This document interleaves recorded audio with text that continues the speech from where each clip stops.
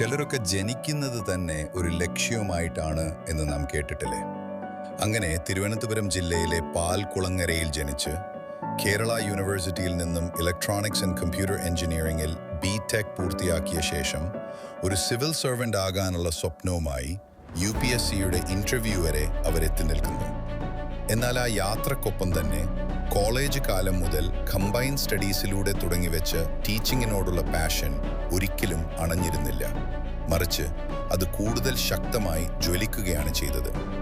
ഹിസ്റ്ററിയിലും science and ടെക്നോളജിയിലും 9 വർഷത്തോളം UPSC faculty എന്ന നിലയിൽ അധ്യാപനം നടത്തിയ ആതിര മിസ് ഇതിനകം 30-ലധികം വിദ്യാർത്ഥികളെ പല സ്റ്റേറ്റ്, യൂണിയൻ സർവീസസിലേക്ക് വിജയകരമായി കൈപിടിച്ചുയർത്തിയിട്ടുണ്ട്.